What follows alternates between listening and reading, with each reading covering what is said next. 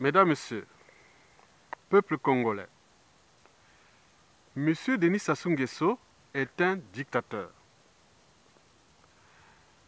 Un dictateur est un homme politique qui exerce le pouvoir de façon absolue sans qu'aucune loi ou institution ne puisse le limiter dans le temps. Autrement dit, ça ne s'arrête pas et ça ne s'arrêtera jamais. Alors, comment chasser le dictateur Denis Sassou Nguesso?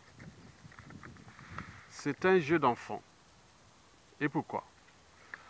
Parce qu'un dictateur n'a pas de concurrent à sa taille tant que le peuple ne relève pas le défi. Le défi ici est soit de type désobéissance pacifique ou insurrectionnel, populaire.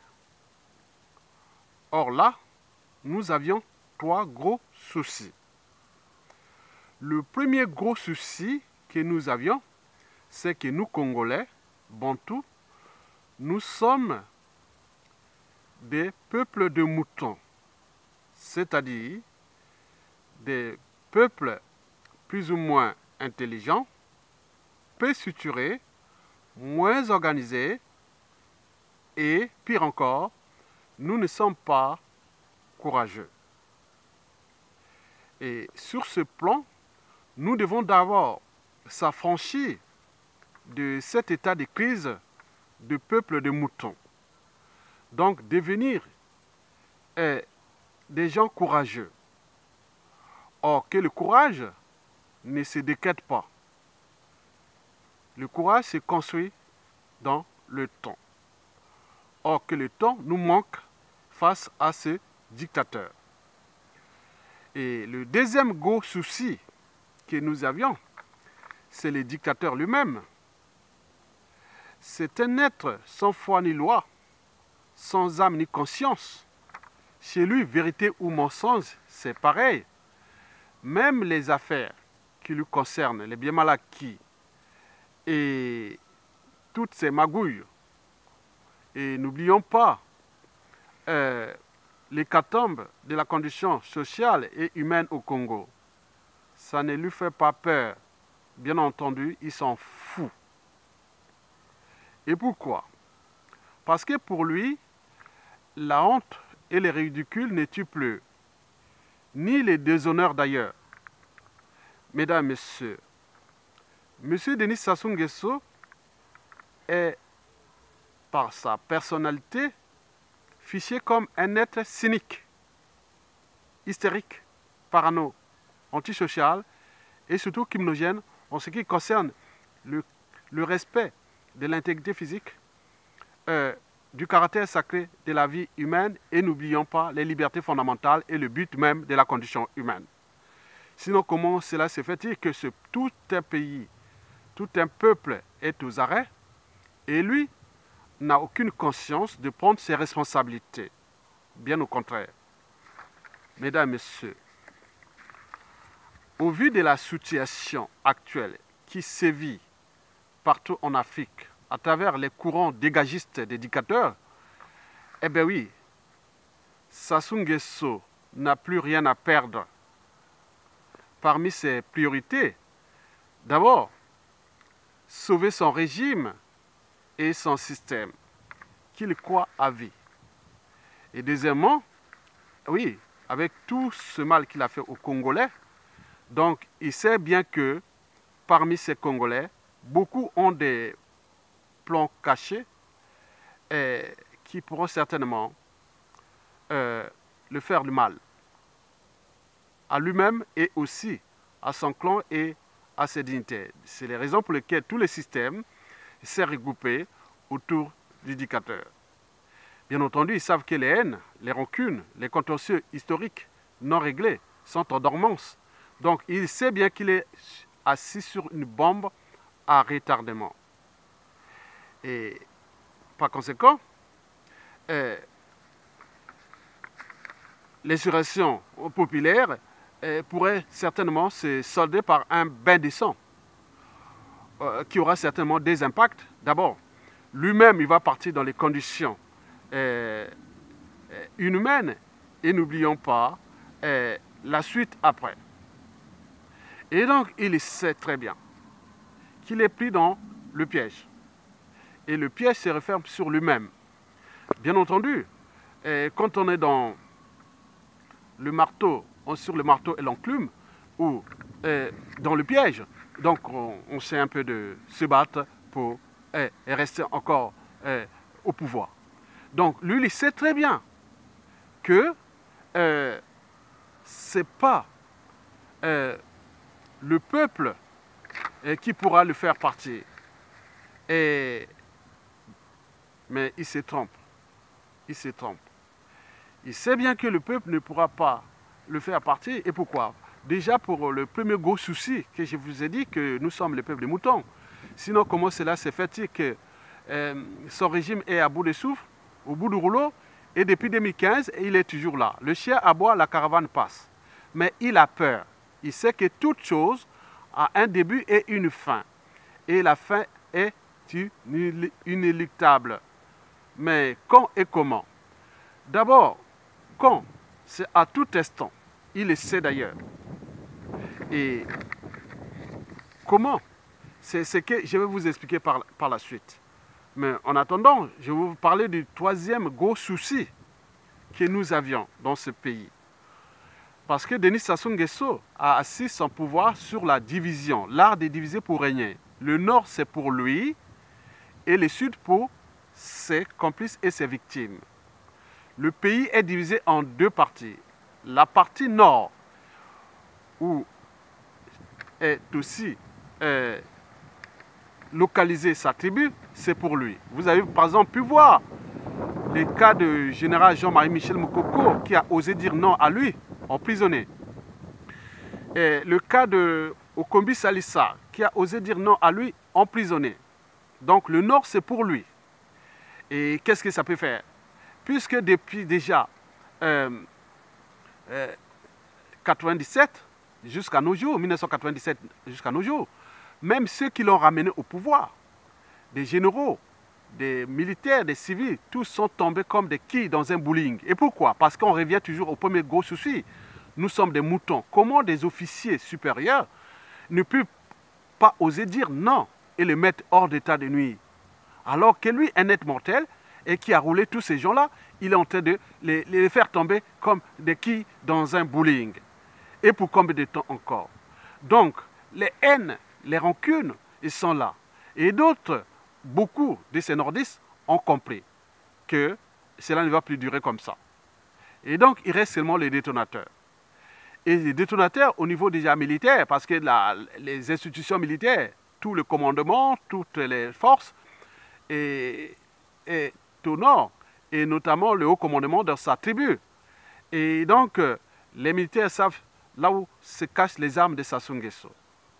Et sur ce plan nordiste, je ne peux pas m'indigner sur ces moutons politiques et militaires qui ont laissé Sassou Nguesso faire les fracasser, détruire leur vie et compagnie, qui sont là à se plaindre pour ceux qui sont déjà en prison. D'autres sont terrés comme des rats, certains sont déclassés et d'autres sont en exil. Et n'oublions pas ceux qui continuent encore à alimenter le système Sassou Nguesso. Et pour combien de temps encore? Mesdames et messieurs, le deuxième gros souci, dans ce deuxième gros souci, c'est celui de la division, le sud par exemple.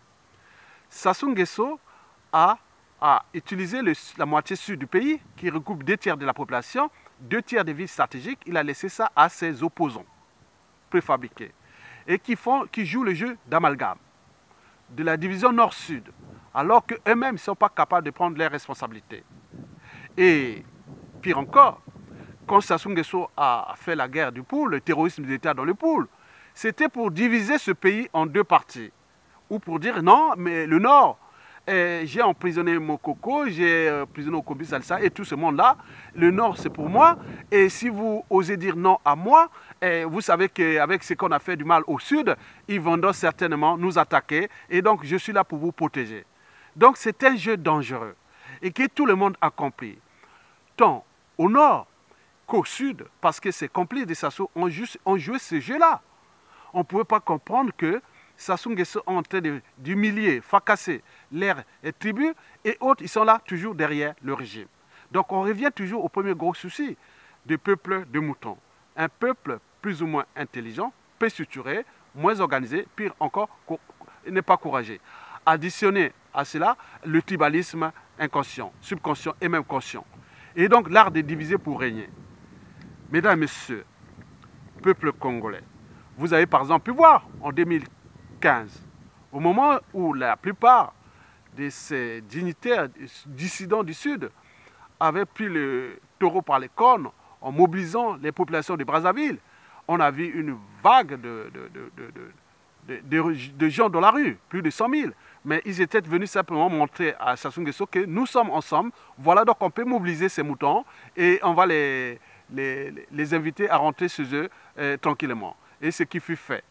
En 2016, et au moment que la situation croyait qu'elle était politique, au lieu de s'unir autour de Jean-Marie Michel Bokoko, et puis bloquer le régime, et il y a eu une chaîne de traîtrise et de complicité, et dont nous subissons les conséquences actuelles, c'est-à-dire que ces conséquences ont engendré une crise qui n'est pas ni conjoncturelle, oui, cette crise est structurelle. Et donc cette crise structurelle a engendré une crise socio-économique et n'oublions pas, humanitaire. Et toujours dans ce jeu d'amalgame, ils ont fait ce jeu-là. Et pour combien de temps encore? Mesdames et messieurs, donc, vous venez de comprendre que la situation de Sassou Nguesso dégage n'est pas géopolitique. Nous avons ces trois gros soucis. Le premier que nous devons chercher à s'affranchir. Et le deuxième, Sassou Nguesso, que nous cherchons à les mettre hors d'état de nuit. Et le troisième, c'est cette division.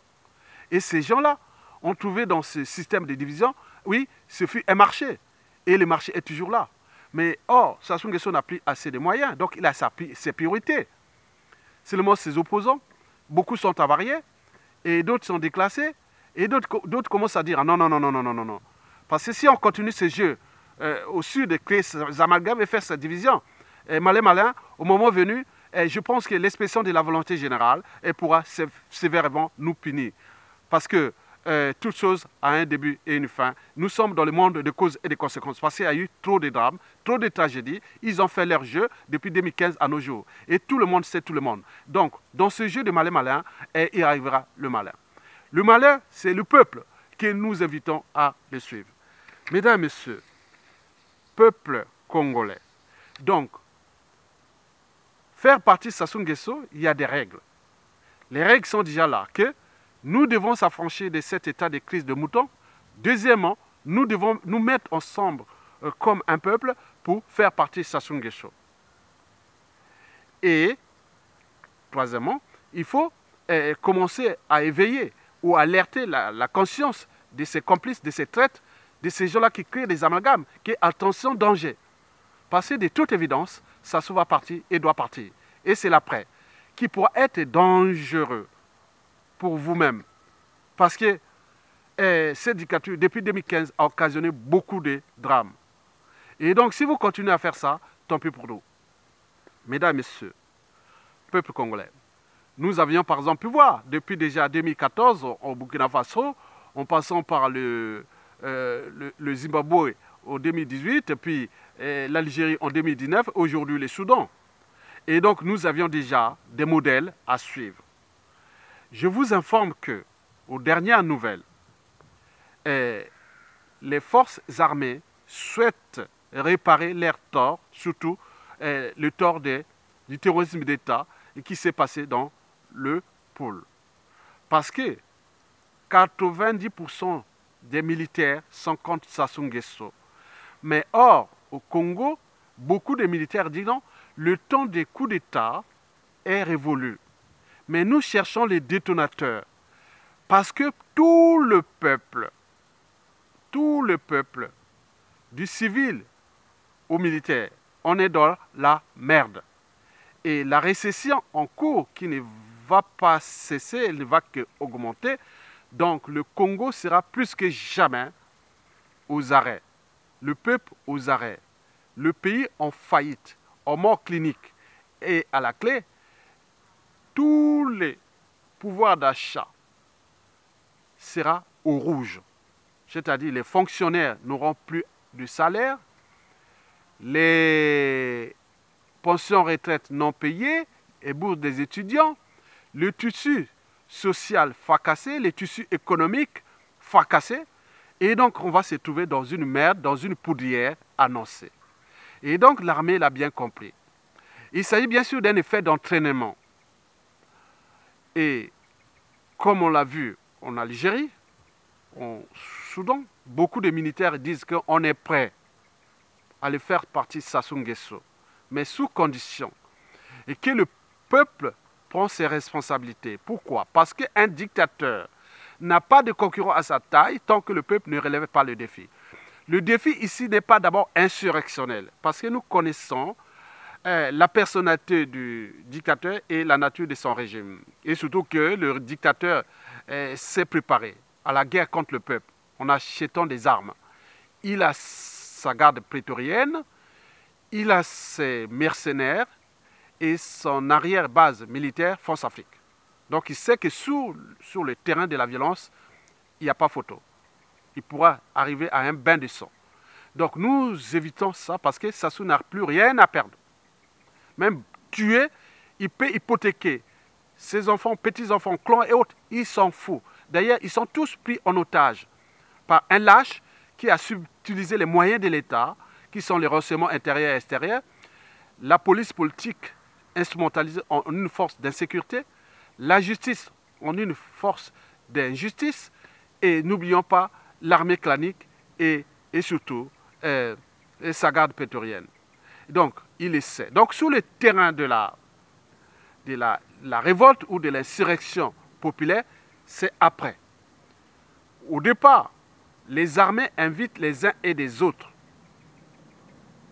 à commencer déjà par les opérations de désobéissance civile pacifique. Restez chez vous, n'allez plus travailler. Restez chez vous, de toute façon vous allez travailler pour rien. Vos pensions ne seront plus payées, parce que tout est en rouge. Donc restez chez vous, jusqu'à ce que toutes les administrations, les ministères, même les aéroports internationaux de Brazzaville et Pointe-Noire, tout hors d'état de nuit, au peuple. Donc le peuple reste chez lui, personne ne va travailler. On va arriver à une situation de rapport de force. Et à ce moment-là, l'armée va demander à Sassou Nguesso qu'est-ce qui se passe. Et on pourra passer sur une table de négociation pour Sassou dégage.